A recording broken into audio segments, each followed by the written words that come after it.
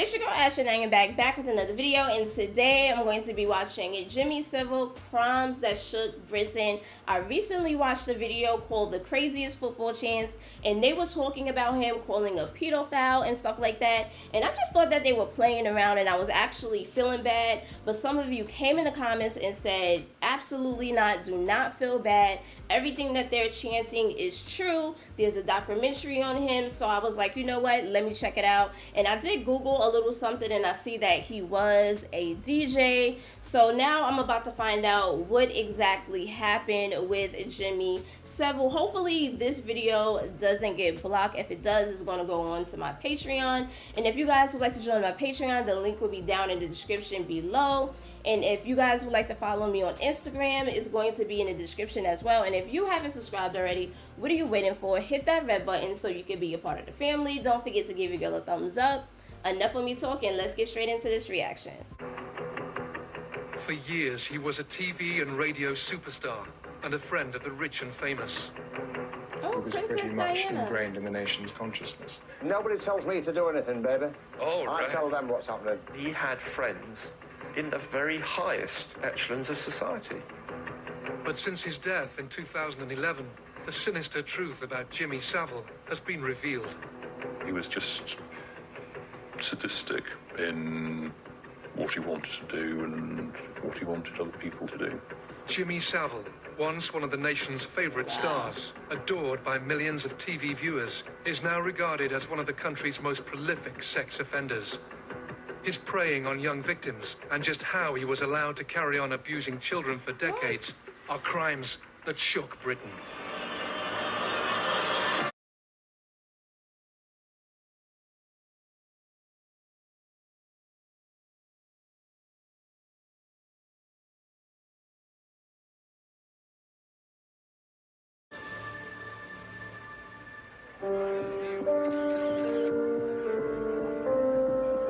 On the 9th of November 2011, a funeral cortege moved slowly through the city of Leeds. The streets lined by a respectful public. Wow. They weren't there to say goodbye to royalty or a head of state, however. They'd come to pay their respects to a DJ, charity worker, and much-loved icon. Wow, all those people out there, he must have really been loved. He must have really been like a big deal. He was absolutely worshipped by thousands and thousands of people. You couldn't move in Leeds when it was a funeral. Wow. The streets were packed solid, you know, traffic was stopped, everything stopped. At 2 this afternoon, Sir Jimmy Savile's gold coffin made its way down Cookridge Street in Leeds. I can't think of any media celebrity today who is more famous than he was then.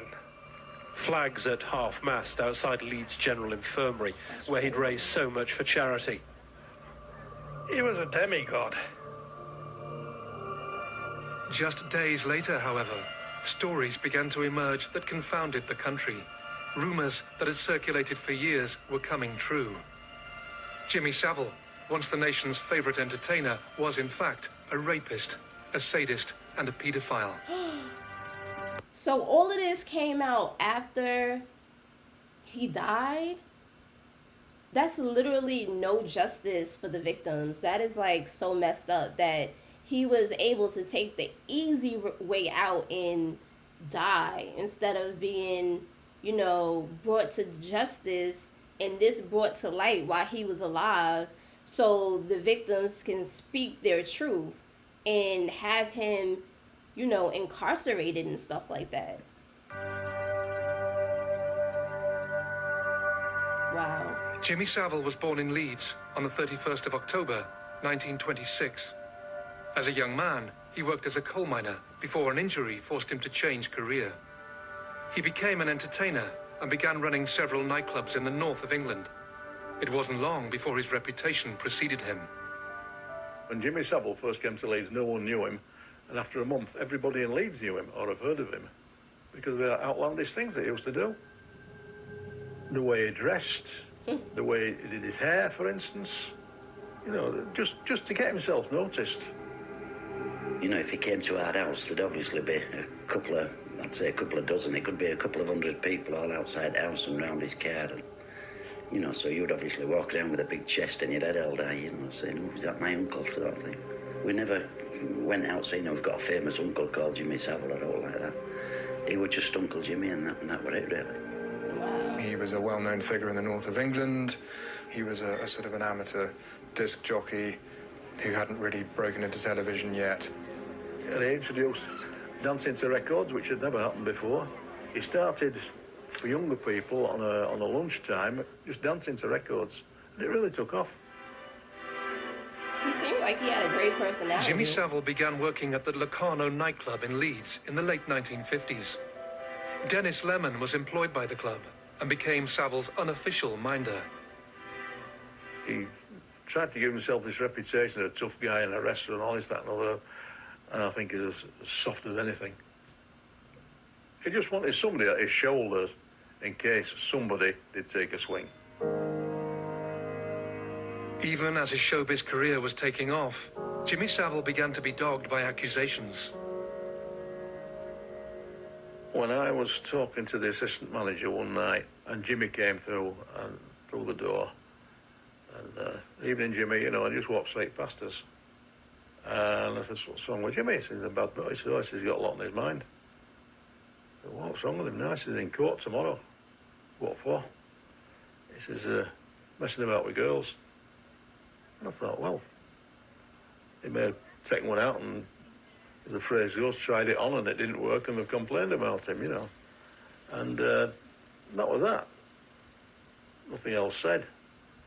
Until next time I was on duty, a couple of nights later, and I happened to say, how did Jimmy go on in court? So I said, oh, it never got to court. It got thrown out. Case dropped. And I said, how did he manage that one then? He said, same as he did last time. He said he paid him off. So this started happening early on. Wow. Having narrowly escaped any charges by paying off his accuser's family, Savile apparently felt no need to curb his behavior. Wow. What's amazing is how brazen he was, how public he was even then. I think he's just an individual who probably felt that he was fairly untouchable. I mean, you know, he was quite an imposing figure. You know, that really pisses me off sometimes when, sorry for pausing it, but that really pisses me off sometimes when, you know, these families, these victims, they settle behind the scenes and take the money instead of having the person brought to justice. And this gives them, you know, the mindset, oh, you know, as long as I have money and I pay them off, I'll be fine. Everything will go away. That this is what he probably thought. You know, that he was untouchable as long as he had money, paid him off. That's, you know, that's so sad. In 1968, 15-year-old Guy Marsden, Savile's nephew, along with 3 friends, headed south from Leeds in search of adventure. The young teenagers found themselves at Euston Station in London, where they were approached by 2 men. I would have said about 30 years old, rock and roll, with leather jackets and long hair and that. And they were just saying, you want to come to our place and that. You've got to try to remember that there were no such thing as perverts. There were, but you didn't hear of them. Don't even a name paedophile out then, I don't think. So we just thought, oh, like us, you know. So anyway, we ended up going with these back to their flat. At the time, Guy and his friends were unaware of the motives of the 2 men. Wow. Only recently has he found out the truth. These people would pick people up from train stations, as in younger people. We'd then go to their houses. And then the ones higher up the chain would come to these houses to see who they'd picked up, to take them elsewhere to do whatever they were going to do with them.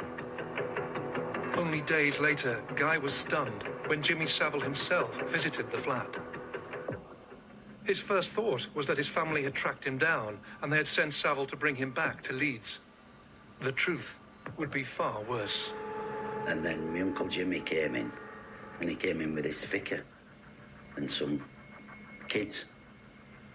I thought that my Uncle Jimmy had caught me there because, I mean, I was proper scared, if you know what I mean, I was terrified, if you want. But now, I'm 60, I think. He didn't catch me, I caught him. Wow. Only recently has Guy been made aware that Jimmy Savile, far from being a lone predator, seemingly played an active role in supplying children to a network of child abusers in London. That's kind of like that, what is that guy? Jeffrey Epstein and Donald Trump and all of them? This is what this reminds me of. Now, I had no conception of paedophilia or child abuse at all, neither as any other thing. So to us, our thoughts were, it's a party. You know, the people who live there, the man and lady who live there, are going to have a party.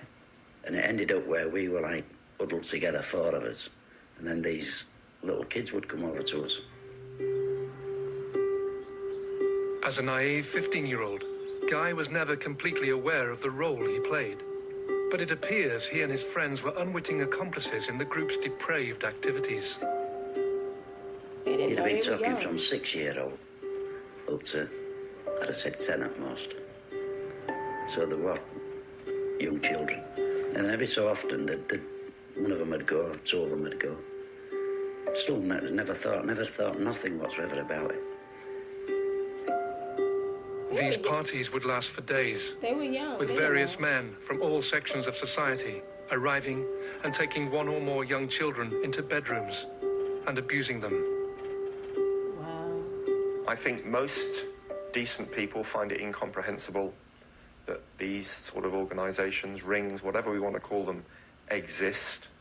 But no less incomprehensible than why would anybody abuse a child? Exactly. That the fact that people come together to do it seems, in a way, somewhat more scary, because very often we're talking about people from, well, certainly people from all walks of life, but including people from the upper echelons of society. The higher To this ups. day, Guy is still unclear as to exactly what role Savile played in the so-called parties. You know what role he My played. Uncle Jimmy saw him. I mean, it didn't even speak to us and acknowledges it. And every now and again, you might have got a nod. He just seemed to come in, flitter about, you know, whatever they were doing, bringing little ones in and stuff like that, and then he'd go. At this I age, recently you know. found out that I was going to get, well, the police and things have called it groomed, to do what the people down London were doing, i.e. getting the kids and probably grown, you know, older girls and older boys to go to these parties up here in Leeds and places like that. In 1969, after a year in the capital, Guy returned to Leeds.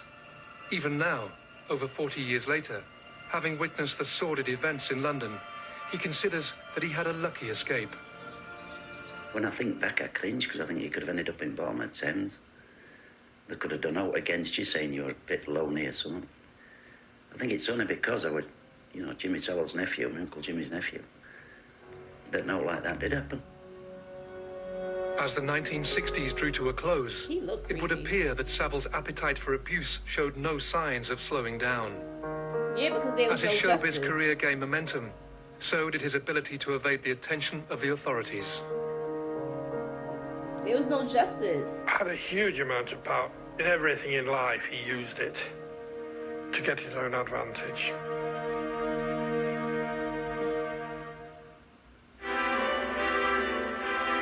Jimmy Savile, once a cherished national icon, is now vilified as an evil sexual predator who hid behind a smokescreen of celebrity in a career that lasted decades. After running several nightclubs across the country, Savile began working as a DJ, first at Radio Luxembourg, and then, in 1968, joining the BBC. Look at all of them. One of his early roles was presenter of a topical radio discussion program called Speakeasy. He was the presenter. It was another one of Jimmy's PR operations. You know, Jimmy Savile is king, and he certainly was on that programme, as he was on everything he appeared on at the time. And within the BBC, the whole organisation was at his beck and call. had a huge amount of power. He certainly knew it and constantly worked on building it round him. In everything in life, he used it to get his own advantage. It's crazy. After the recording of one particular episode of Speakeasy, Dave was offered a lift home by Jimmy Savile. As they approached Leicester, Savile suggested they pull into a service area for a rest. So he suggested he was going to get his head down for an hour, and as it was early evening, I said fine, I'd go into the service area and have a meal. Did just that. Came back after about, three-quarters of an hour to an hour. Tapped on the window of the motorhome to let him know I was here. And lo and behold, two young girls, 14, 15-year-olds, clambered out the back. What? Looking all scruffy and flustered, followed by Jim. They were scrambling as if they were trying to get away from something. I knew my suspicion, but the fact is that they were running from something. So he didn't say anything. The girls went away. We got back in the motorhome. I said, who were they? Oh, fans, it often happens. But then, total silence. Never said a word. What? The more and more I thought about it, I thought, I need to tell somebody what my suspicions are. Yeah, you do. You should. Dave raised the matter with a colleague, but was shocked by the response. Really?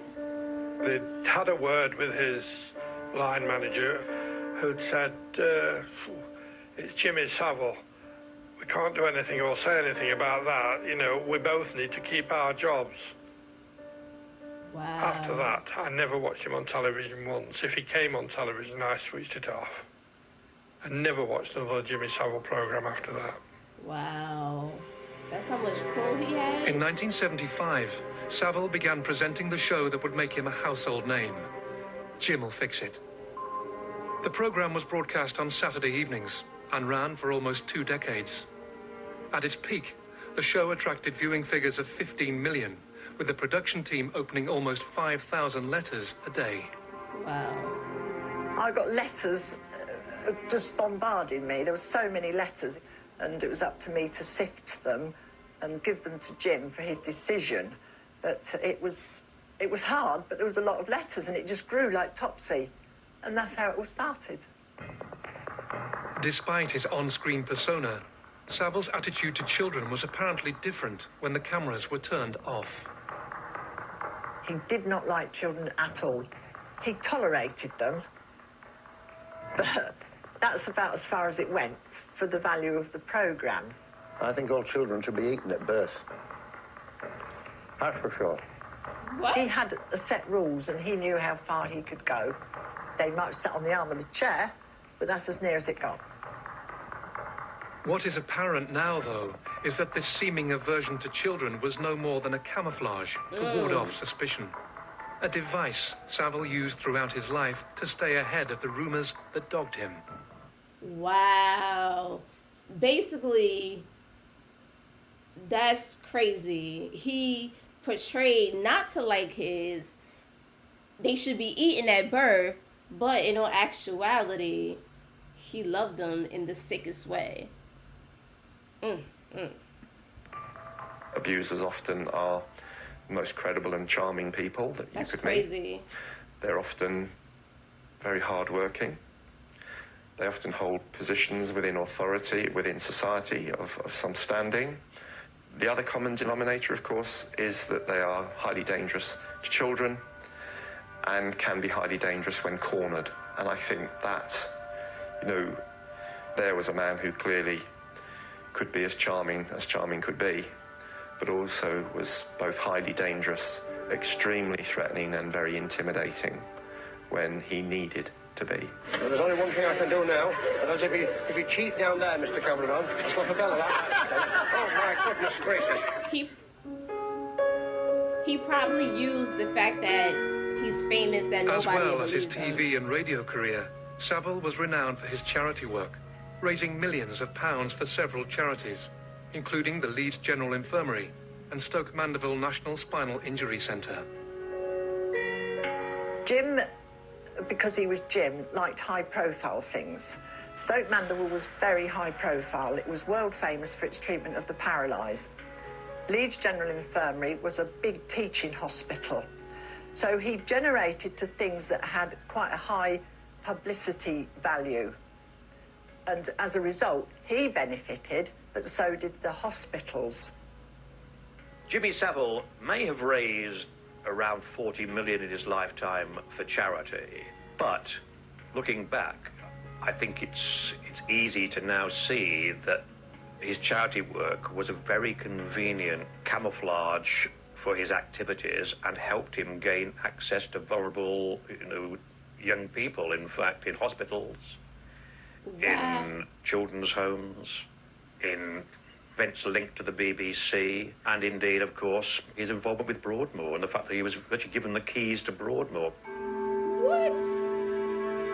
Broadmoor, the high-security psychiatric hospital in Berkshire, is home to some of the UK's most notorious criminals. Past occupants include Peter Sutcliffe, Charles Bronson, and Ronnie Cray. Savile had volunteered at Broadmoor for years, but in 1988, he was given a senior role, along with a house on site, and incredibly, access to patients. The fact that he was given keys to a place such as Broadmoor, that he was allowed to walk the hospital wards where there were vulnerable children in Stoke Mandeville and other places, again, is incomprehensible. And yet nobody seems to be taking responsibility. Oh my God. Like many adults who abuse children, I think Savile preyed on the vulnerable and the weak. Yeah. We still don't know the full sort of degree of what he did, but it seems to be the case that he may have even abused disabled children in hospitals. We now know there were people, in certain hospitals and at Broadmoor and elsewhere who were suspicious or indeed had heard whispers or even had complaints from some victims, but who I think felt that they would never be believed. Yeah. If you're a friend of the Prime Minister, you're photographed with these people, you are, in the public eye. The idea that you might at the same time be abusing children is monstrous. Here we go with what's called a medical breakthrough. He had, if you like, all the establishment connections, even though he was eccentric, even though he dressed like a complete weirdo, that he was actually fated. See, as well, if he would have been brought to justice the first time, instead of the family settling for money, I'm pretty sure all of this would not have been happening. That's what I think. As well as having almost unrestricted access to Broadmoor and its patients, Savile also managed to secure regular visits to Duncroft School in Surrey, a residential school that housed young girls who had been sent there by the courts. The girls at Duncroft were certainly, although intelligent, were vulnerable. But Savile, I think, also worked on the principle that the mixture of his fame and the fact that he was treating them to things like trips to the BBC or trips out in his Rolls Royce, that this was, if you like, a thrill that that they wouldn't get from their normal lives in effect in an institution. So I think he gambled on that would at the time would actually guarantee their silence. Oh my gosh. Anything that moved seemed to be a potential victim for Savile.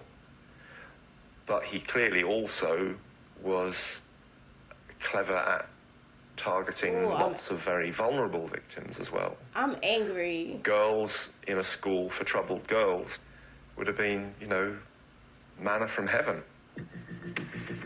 In 1994, two women who had been pupils at Duncroft approached the Sunday Mirror newspaper, alleging that Savile had abused them as teenagers. They weren't looking for money. They merely wanted to see Savile exposed because they thought he was a hypocrite, and found it hard to believe that he was almost deified in some circles, and that he was so well in with very prominent, eminent people. I like that they didn't want money. Although the paper was keen to run the story, The two women were understandably wary of the costly and emotionally intrusive libel case that would inevitably follow. They decided not to proceed. Once again, Savile's power and reputation had served him well. Oh my gosh, they probably threatened them. I had no doubt about the veracity of their stories, but they had lost their nerve. In one case, she still had the courage herself, but she didn't want the embarrassment of both her past life coming out or indeed of her being subjected to, to what would have been a merciless cross-examination by a QC for Savile. One would have had to tell them that was what was going to happen. Damn. The second woman didn't want to be the lone witness, but also said, and I will never forget this because I think reflects a theme that we now know was common among Savile's victims. She said, "Who's going to believe me, an ex-approved schoolgirl, against Jimmy Savile with all his fame, all his money, and that being a house guest of Margaret Thatcher at number 10 and Chequers?" And with hindsight, one knew that she was probably right. Wow. Although we didn't run the story, some weeks later, I had a phone call from a QC, George Carman, at the time, then the most famous libel QC in Britain. George Carman, QC, was one of the country's leading barristers, acting for both celebrities and national newspapers. To the best of his family's knowledge, he had never formally represented Jimmy Savile. My father spoke to Paul Connew. He was then editor of the Sunday Mirror, and my father had worked with him in terms of giving defamation advice in 5 or 6 different cases, I think. So he knew him reasonably well, and they'd also socialised a bit. So he phoned him on the pretext of talking about something to do with a libel action with reference to the Mirror. And my understanding from Paul is that at the end of the conversation, my father, apropos of nothing, suddenly introduced an observation saying Jimmy Savile's very grateful that you didn't publish that story about Duncroft, and Paul was astonished. I was, for a second, I think, taken aback that George Carman knew about it. So my reaction, to George was, "Well, how do you know about it, George? You can only know because Savile's spoken to you." And he sort of gave a rather affirmative sort of chuckle. And my response was, well, George, even though we couldn't prove the story because the 2 women involved lost their nerve, I actually believe them. And George Carman paused and chuckled again and said, "Paul, I suspect you may well be right." I can quite understand he was astonished because, as far as he was concerned, only 3 people in the world knew about that story apart from the 2 girls. That was himself, the legal advisor, and the journalist who wrote the story. So the fact that my father knew about it, and therefore Savile knew about it, and that my father introduced it in conversation in this way, he found deeply surprising, as indeed do I. He had friends in the very highest echelons of society. Princess Diana and him were friends. Nobody messed with Jimmy Savile because he had connections that were unique, if you like, to somebody in his position. Yeah. It was like he was the puppet master controlling everything that was going on. That's intimidating. By the end of the 1990s, after a glittering career, Savile's showbiz star was fading. And whilst his TV appearances grew less frequent, his near-constant charity work earned him a knighthood. His armour of respectability was complete. It would be over 20 years later until the full, horrifying truth emerged. He enjoyed seeing pain inflicted and humiliation, I suppose. Jimmy Savile was a national icon until his death in 2011. He is now regarded as a wicked, predatory sex offender who used his connections and reputation to deflect any allegations of wrongdoing. However, the public persona of Savile, the entertainer and showman, was at odds with how people actually viewed him when the cameras were turned off. Savile had long been regarded as a pretty suspicious figure by a lot of people in journalism, in Fleet Street, at the BBC. One, I'm very boring. I don't do drugs, I don't do underage sex, I don't do any of them things that they print in papers today. I think I've found Savile shifty, grubby, mock humility. He almost invited you to think of him as a slightly grubby, eccentric individual. I hope that cigar is not lit that you have in your hand. No, it's not lit. Jimmy Savile. Did the No. doctors not tell you to get off that? Nobody tells me to do anything, baby. Oh, I right. tell them what's happening. I feel that, yes, he hid his darkness in the light. You've been doing Jim Will Fix It for 20 years. Did anybody ever fix anything for you? Yes, because my case comes up next Thursday. Right, and I hope you get off it. No, it'll be a change if I get put away. He didn't have a personality.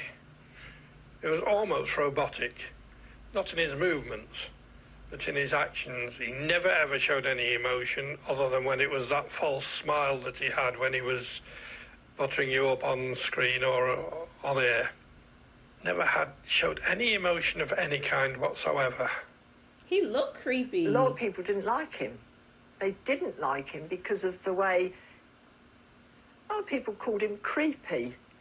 He used to go around the wards saying things like, oh, you're beautiful, and give me your hand, and he'd take their hand and he'd kiss the back of their hand, and he wasn't terribly popular with the staff.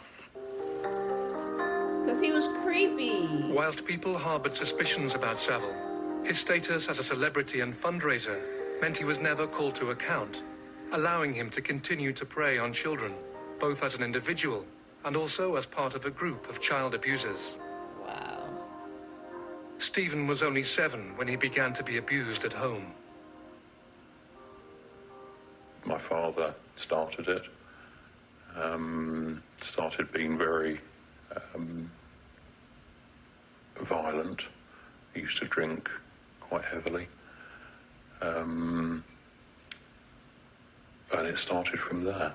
Wow. I suppose over quite a short space of time it escalated quite quickly from, just being hit to being kissed and touched, and I don't know how many months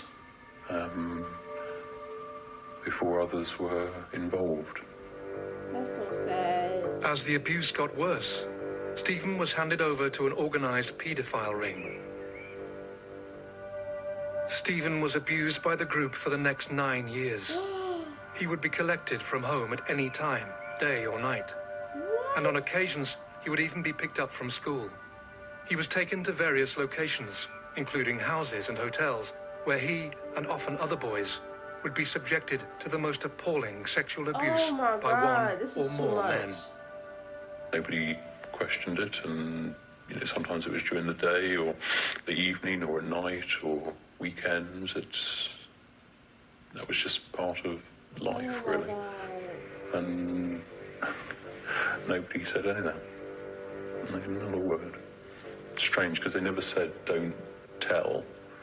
You hear people say, oh yeah, we were told not to tell. Nobody ever actually said that. But it was made very clear that if you broke the rules or if you went against the group, you would just disappear and no one would care. That's so sad. Occasionally, Stephen would be brought to the group to be told that guests would be joining them. On more than one occasion, the guests would include Jimmy Savile. You didn't always know beforehand. Sometimes we were told as we were, as we'd been taken to wherever it happened to be, that there'd be a guest coming that evening or that day or whenever it was, but not always. No names were ever used, just didn't use names at all. And yeah, he came probably a couple of times a year over several years, just odd occasions. There was nothing different about the event, it just that there was somebody different there. Nobody to help him. Nobody to save him. Yes. Yeah. He was just sadistic in what he wanted to do and what he wanted other people to do. Yeah, just evil, and enjoyed seeing pain inflicted and humiliation, I suppose. Oh it was my hard to God. comprehend, because you know who it is when you're sat watching TV and he's on the TV, and you know it's just really that strange feeling. I think all of us were just objects, and just the best way I can describe it is just sweets in a bag that you hand round and share. We meant nothing at all. Stephen's abuse at the hands of the group stopped when he was 16. Only recently has he been able to talk about his horrific ordeal.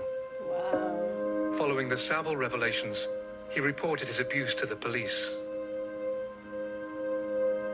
It's a scary prospect. It's probably more comfortable to not believe things sometimes than to confront them. But we know that organised crime of this kind exists. And again, we need the police, the authorities, to have more resources in order to break them and to establish that the abuse of children in any form and by any perpetrator, organised or disorganised, is never ever acceptable. Exactly. Ever. It should be brought to I believe justice. that as more survivors speak out, and many of us are, the authorities will be compelled to act. It might be a long battle, but I think it is more than a battle. I think it's a war that we're in, and it's a war to protect our children. And it's worth going to war. Tragically, for victims like Stephen, Savile's position as showbiz royalty, as well as his charity fundraising, once again ensured the rumours and gossip about his behaviour remained exactly that. It would only be after Savile had died that the shocking nature of his crimes would be laid bare. It was good while it lasted, reads Jimmy Savile's headstone. The same can now be said of his reputation. Jimmy Savile is now regarded as one of the most prolific sex offenders this country has ever seen. His reign of depravity lasted from the 1950s until his death in 2011. Throughout his life, he convinced most people he was nothing but an eccentric. But in 2009, allegations of abuse at Duncroft School forced the police into action. Savile was interviewed under caution at his office at Stoke Mandeville Hospital. When the police are investigating somebody about a serious crime, and this is a very serious crime, the suspect would generally, surely, always be taken to a police station where they would be interviewed under caution. So that made it unusual immediately, and again, probably emphasised that the person in control of that interview was him. Was Jimmy Savile. It was not the police. From what's coming out in the press, and most recently the transcript of his interview with Surrey Police, the tone of the interview is one of almost, I'm sorry I've got to ask you this again, but you know, we've had these allegations made to us, which is not really a very confident way of putting an allegation to get a structured response.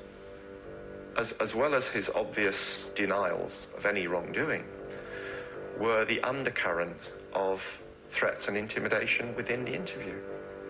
I mean, he virtually said that he would have them in the courts if they messed with him. Wow. The authorities decided that given the lack of evidence, any pursuit of Savile was futile, and the charges were dropped. One of the last chances to bring one of Britain's most prolific child abusers to justice was lost. Wow. Jimmy Savile died in October 2011.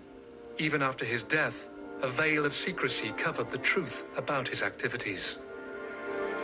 In mid-December 2011, I got a call from a BBC contact of mine who told me that there were various people working at the BBC who were unhappy about the fact that a Newsnight investigation into Savile had been axed in what were described to me as mysterious circumstances. So I did some digging over a period of about a week, and I discovered that indeed there had been a BBC Newsnight investigation into Savile, and it had been axed. It was made clear to me that several witnesses, middle-aged women, had come forward, and some of them had spoken on the record about abuse that they had suffered at the hands of Savile on BBC premises. So I put this to the BBC press office about 3 or 4 days before Christmas 2011. It took them 24 hours, but they did confirm that they had conducted this investigation. They told me it had been dropped for editorial reasons. I therefore had confirmation that the investigation had taken place. I knew what its contents were, and I tried to sell that story to 7 national newspapers over the next 2 weeks. Despite the robust evidence backing up the allegations, not a single newspaper decided to run the story. Wow. An executive from one very well-known newspaper told me that, in fact, his editor had also heard stories about Savile, but decided that because he'd only been dead for about 2 months by this point, it would be in bad taste to run the story. What? The door was closed, really, and the story was sort of no interest to any of them, which amazed me. Bad taste. I suddenly remembered that there was one person who not only might have had some knowledge of Savile as an individual, but who was sure to run the story because he has a reputation as a mischief maker. That person is Richard Ingrams, the editor of the Oldie magazine. He'd previously edited Private Eye for about 25 years. I rang Richard Ingrams, and within 30 seconds he said that he wanted to take the story, and he did indeed publish the allegations in full in the February 2012 issue of the Oldie. The Oldie article was the first occasion when any of the allegations against Savile were published in full. On the 4th of October 2012, ITV broadcast Exposure, the Other Side of Jimmy Savile. For the first time, the whole country was aware of the allegations against the disgraced star. I think everybody in Leeds watched it. It's not very nice to, somebody that you liked and trusted, being such a character. I suppose my feelings were one of smugness, self-satisfaction. There you are, I told you so. Disappointment that it had taken so long. Exactly. Disappointment that the guy had died so he couldn't face justice. Exactly. But happy that it had come out. The day after Exposure was broadcast, the Metropolitan Police launched Operation U-Tree, looking into the actions of Jimmy Savile, as well as numerous other allegations of historic sexual abuse. The Metropolitan Police and the NSPCC painted a picture of abuse on an almost industrial scale. Over 450 individuals have since come forward to allege that Savile abused them. 400? Most were under 18 when the offences took place. What? It doesn't matter how much money you raise for charity. If you are at the same time abusing children, abusing disabled people, robbing them of their dignity, robbing them of their childhood, making them incredibly unhappy, you can only be a bad person and your legacy will always be poisonous. I think the Jimmy Savile outrage undoubtedly has a legacy. I mean, it has the legacy that, if you like, the can of worms is open. The extent of abuse within society now is beginning to be accepted. Jimmy Savile was one offender. He doubtless abused thousands of people during the course of his lifetime. But we know that there are many millions of other people in this country who have suffered abuse at the hands of all sorts of other people. And the legacy that should follow such an outrage is that we don't allow this to be swept under the carpet any longer. No. I think it's helped alert the British public to the scale of child abuse. not just involving celebrities, but involving other corruptors, destroyers of young lives. I think that it probably means that the prosecuting authorities and the police now take complaints or evidence of abuse far more seriously. They should have been doing that from the jump. The police have been fantastic, because that was a nerve-wracking experience. And positives, I suppose, for my own life, because I'm now much more grounded with it, I suppose. I know what triggers me, I know what doesn't. It's easier to live with now. And hopefully that's going to enable me to get another relationship at some point.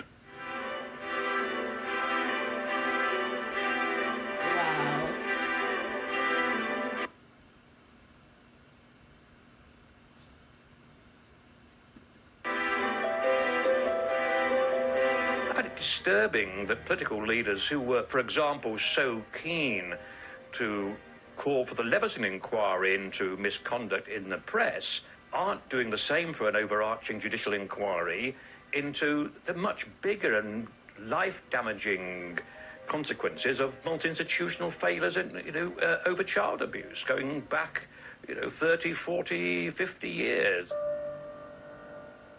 In October 2012, the elaborate headstone that marked Savile's final resting place in the North Yorkshire cemetery where he was buried was torn down.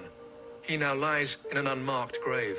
Good. The staggering scale of Savile's abuse continues to grow, and questions still remain about how he was able to prey on young, vulnerable children for over 50 years. That's crazy. I think that is a reflection of how society views the crimes, that they'd rather they didn't think about them. And, Jimmy was that way. Well, Jimmy was a rapist and a child abuser. That's established beyond doubt. Lots of people knew. Nobody did anything about it. That's the real outrage. Yeah.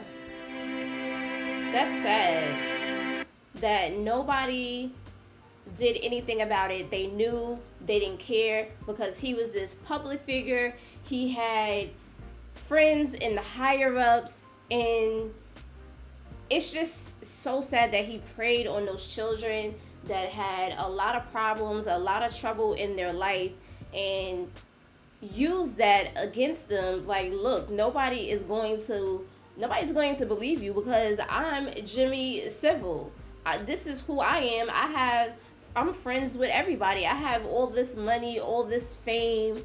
It's so messed up. But I feel as if this would have been nipped in the bud from the beginning when, before the family, if they would have never settled.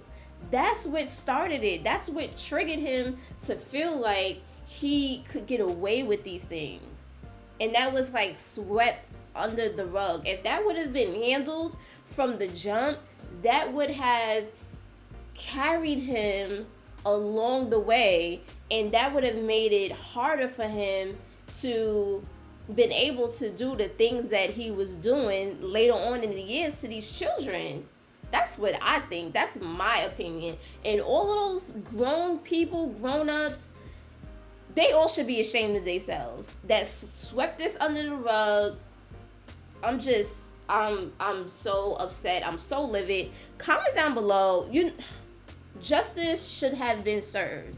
Justice wasn't served. He was able to take the easy way out. He was able to take the easy way out, and his victims weren't. They didn't get justice. Him dying is not getting justice. That's not justice.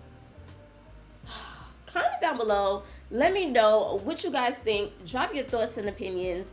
And I'll see you guys in the next video. Bye, fam.